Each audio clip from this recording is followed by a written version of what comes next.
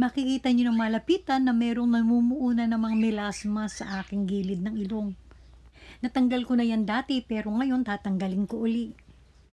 Tandaan, tayo ay may kani-kanyang kutis at may kani-kanyang hiyangan. Kung hindi yang sa inyo ay talagang mas mainam na magpunta na kagad kayo sa inyong dermatologist. Itong share ko sa inyo ay nakatanggal ng aking melasma. Mag-prepare lang kayo ng potato, cornstarch, orange. Ang mga sangkap na ito ay may kani-kanyang elemento ng gamit. Ang potato ay napakagandang pantanggal talaga yan ng mga dead skin. Ang pinaka-importante rito ay ang makabili kayo ng salicylic acid powder. Ito ay nabili ko sa Amazon.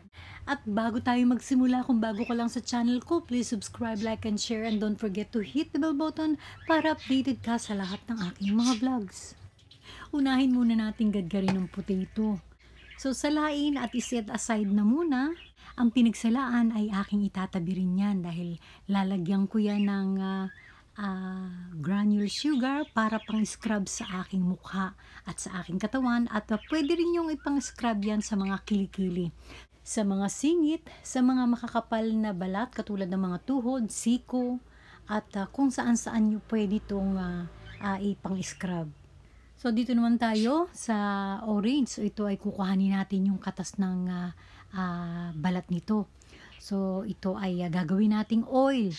Ganito ang ginagawa ko paggawa ng oil dito sa balat ng orange. So, yung balat ng orange ay nilalagyan ko ng olive oil. Maglagay ng tubig sa kawali at pakuluan yung tubig habang nasa ibabaw ang pinaghalong olive oil at ang balat ng orange.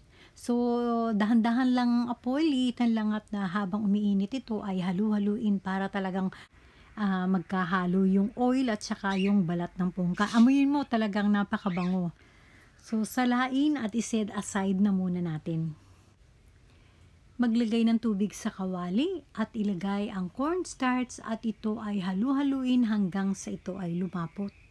Liitan lang ninyo ang apoy para pag hinalo ninyo ay talagang unti-unti yung lapot niya. So, pag ganito na yung texture niya, ay pwede na nating paghalu-haluin yung potato. So, syempre, kada maglalagay tayo ay halu-haluin natin. Tapos, yung oil na ginawa natin ay ilagay din.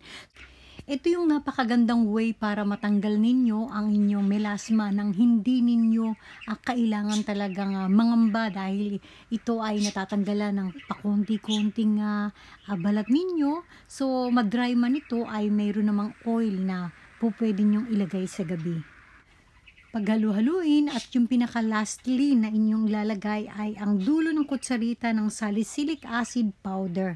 So, ito ay haluin mabuti at saka nyo ngayon ilagay sa isang lalagyan at pwede nyo na ngayong ilagay sa inyong mukha.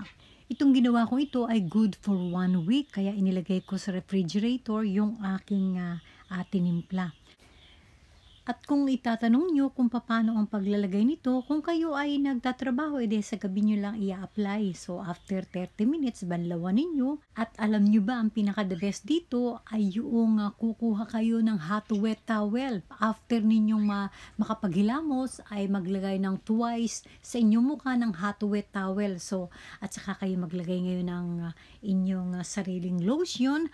At huwag nyong kalilimutan ang maglagay ng sunblock na mayroong tatak na SPF 50++ kahit anong brand. At sabi nga ng mga dermatologist, kapag kayo ay nasa mainit na lugar ay talagang kailangan din na maglong sunblock kayo sa loob at labas ng bahay.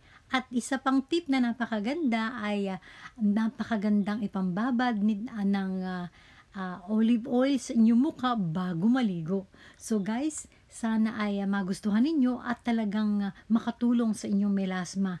Tanggal kagad ang melasma nyo kung talagang ito ay aaraw-arawin niyo ng pagpapahid. So, thank you so much guys for watching and see you to my next vlog. Bye!